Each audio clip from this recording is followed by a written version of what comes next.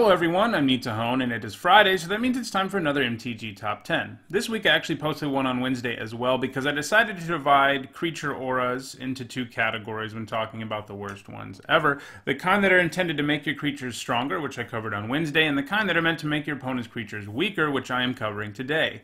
There are a lot of auras in Magic's history that have functioned as fairly powerful removal, things like Pacifism and Lignify, but there are some bad ones too. All the cards on this list might slightly weaken an opponent's creature or make it a little worse, but none of them actually deal with the creature. In other words, the cards on this list basically do nothing, something they have in common with the other top 10 from this week. To make this list, a card had to see no play in constructed formats, it had to see no play in limited because they're so bad, and they have to see very little play in EDH. I think looking at these three different formats is a good way of examining the Magic community as a whole. It's a bunch of different kinds of players, and if no one's playing these cards in any format at all, it's a really good sign that they're terrible, especially because EDH is such a wide open format that you can find a place for a lot of cards that were once considered terrible, but there are certain commanders that make those cards actually worth playing.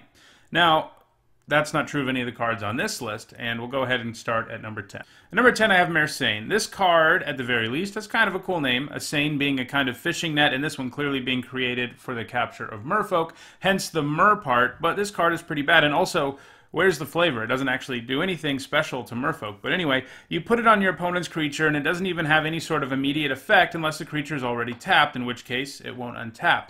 If you put this on a creature that is already untapped, obviously it's even worse. But even in a best case scenario where your opponent's creature is tapped, your opponent can get rid of those net counters without too much difficulty by paying the mana cost of the creature that it's attached to remove a net counter, and eventually all three net counters fall off. So the best this does is get you a little bit of mana advantage on your opponent, but even then, you have to put it on something really big to even make that a real inconvenience. At number 9, we have the first of several cards on this list that don't weaken the opponent's creature in any way. They just make the creature do damage to them. This kind of effect is terrible because it doesn't actually impact the board, and normally when you play a card, you want to impact the board somehow.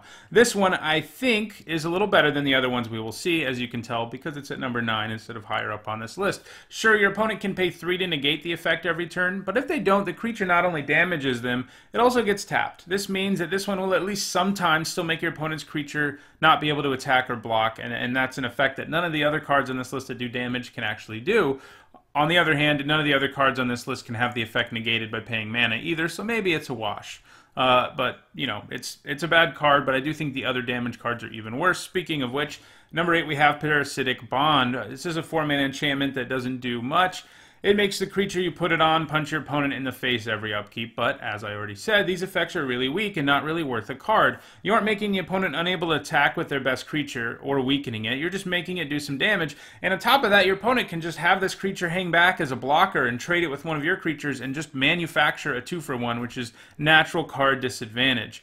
And this costs 4 mana too. That's a lot of mana for an effect like this, especially because, if they're not planning on just blocking with it, you just put it on a creature that's really big, they're just going to keep attacking you with it, and it's probably going to be doing more damage to you than to a turn that it's doing to your opponent. At number 7, we have Mammoth Harness. This can take away a creature's flying for 4 mana. In addition to that, when that creature gets blocked, the creature blocking it gains First Strike. At 4 mana, you should just be playing an actual removal spell instead of something this useless. I think that's true of a lot of cards on this list, but this one is like really useless.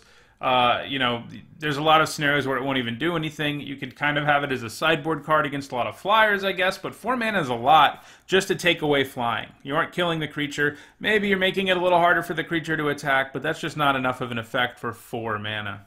At number 6, we have Wanderlust, another enchantment that does nothing but make a creature damage your opponent. In this case, it is 1 whole damage every turn. It's going to take a long time before the 3-mana investment on this is worth it, probably 4 or 5 turns, and by then the creature has either just gone ahead and blocked one of yours and traded, or that creature has been attacking you the whole time and doing way more than 1 damage a turn. At number 5, we have another damaging aura. This one is especially bad because it has no effect at all on a creature unless it is tapped, and even when it is, it just does 2 damage to your opponent. At least some of these other ones, like make the creature do damage every upkeep or something, this one does literally nothing unless your opponent taps their creature somehow.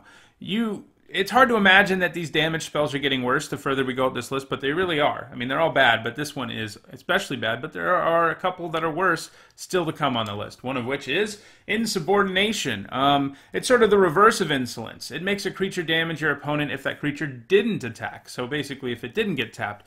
This has the same problems that all these damaging auras do. It just doesn't punish the opponent enough for not attacking, and if you put this on a lot of creatures, it will just keep attacking you anyway, and it won't ever do anything. Again, you could also just block with a creature your opponent puts it on, which makes the card completely useless.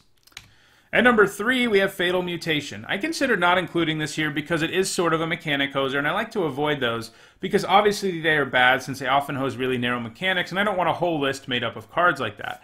However, in the end, I chose to include Fatal Mutation here because it is even awful when your opponent is playing morphs, which is what it's supposed to hose.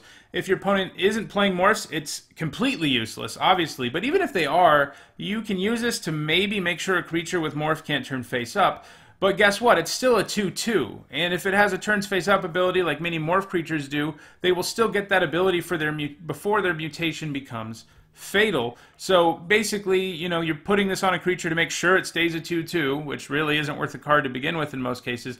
And the worst part about a lot of morph creatures is when they turn face up and have a triggered ability, which this still doesn't stop. So it's really bad at actually punishing what it's supposed to, and useless in all other situations, which I think means it's deserving of being on this list. At number 2, I have Tangle Kelp. We have come a long way since our number 10 Mutation, which Tangle Kelp makes look like pacifism. So this aura is cheap at least, and it does tap down the creature when you play it, so there's that. But it doesn't keep creatures tapped down very well at all, only keeping them tapped down on the untap phase if it is attacked on the last turn. This means if you play it just to tap a creature, all you're going to do by doing that is get a blocker out of the way for a turn, because most likely it didn't attack you. So it'll get to untap and attack you on the next turn. Sure, after it attacks you, it doesn't untap for a turn, but that kind of effect is too inconsistent. And like a lot of these auras, you could just decide to leave the creature back and block with it, and your opponent's going to get 2 for 1 if you can manufacture a trade. You can't count on this to really help you shut down a creature at all, and I think Mutation actually does a better job of shutting down creatures than Tangle Kelp does. And at number 1, we have something special. The first card I've ever looked up and found 0 decks running it on EDHREC, and I've done several of these worst videos, and I always check EDHREC to see sort of if a card's being played in EDH. Usually even the worst cards find their way into decks, either because players are going for a theme that a card fits into, or they are literally building decks filled with bad cards on purpose, which there are several examples of on EDHREC, and unfortunately also sometimes because people are seriously overrating a card. So seeing the goose egg when I looked this up was a surprise, but hey, if there's any card that is a 0, it's this. Maddening Wind is another damage aura. Sort of like Wanderlust, it does damage to your opponent every turn, and hey, it does 1 more damage than Wanderlust does, so it's strictly better, right? No. They decided to take a card that was already probably bad enough to make the list, or at the very least be considered for it, and added the cumulative upkeep mechanic. This means you have to pay mana every turn to keep this piece of crap in play. 1 green mana the first turn, then 2, then 3, and so on. So it won't even stay on the battlefield doing damage for very often. So it's really not worth the mana investment at all. And I think this is the worst aura in the game, even beating out the number 1 aura from the list on Wednesday, too. That does it for this week's MTG Top 10. If you enjoyed this video, don't forget to like it and share it so others can enjoy it too. If you want to make sure you catch future MTG Top 10s, don't forget to subscribe. Thanks for watching.